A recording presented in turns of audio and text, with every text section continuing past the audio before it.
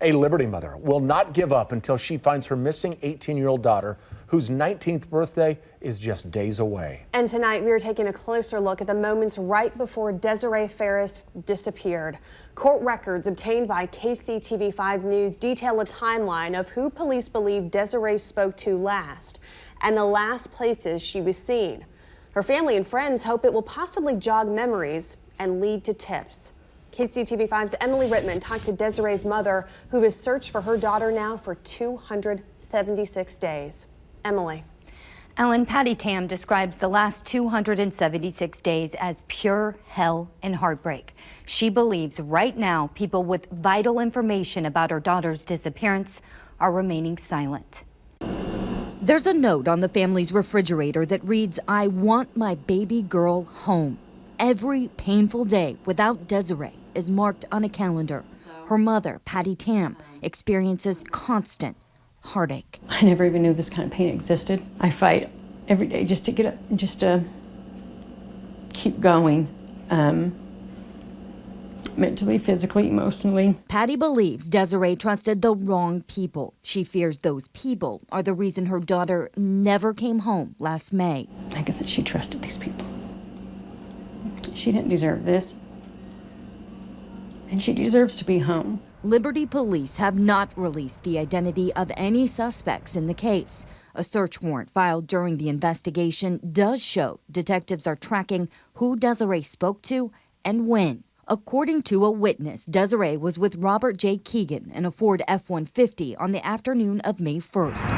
The witness says he dropped Desirea and the witness off at a McDonald's off Van Brunt Boulevard in Kansas City around 5 p.m. From there, court records show the witness said Mark Arzola gave her and Desirea a ride to a McDonald's off South 291 in Liberty. The witness says she got out, but Desirea stayed in the vehicle. Court records show Arzola told investigators he took Desirea to this house at 8111 Highland in South Kansas City. Investigators say Arzola told them Desirea left the house around 1:30 in the morning on May 2nd. He says she got into a white truck, but he couldn't see who was the driver. Investigators checked phone records and say Robert J. Keegan exchanged 23 text messages with Desirea's phone between 10:20 p.m. and 10:58 p.m. on May 1st. A detective wrote in court records, quote, "After 10:58 p.m., no messages were exchanged between Keegan and Desirea's phone, leading investigators to believe Keegan may have picked her up from Arzola's residence. At last check, Arzola was in custody for violating his probation and resisting arrest.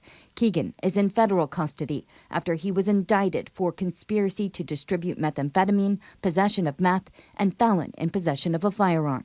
On May 2nd, just before 1 o'clock in the morning, Desirea texted her sister, quote, "I'm coming home," but she never arrived. We're not going to give up. We're not going away.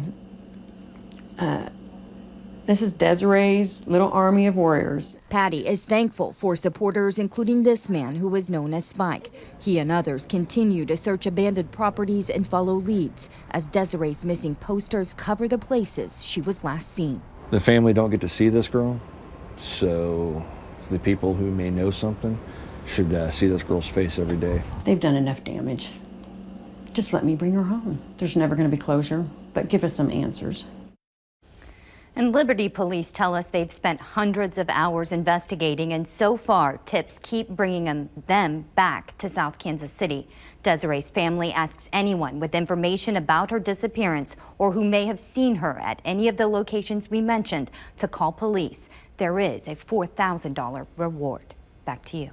Emily, thank you. And a spokesperson for Greater Kansas City Crime Stoppers tells KCTV5 they've received 22 tips so far to the hotline, but you can anonymously report information by calling 816-474-TIPS.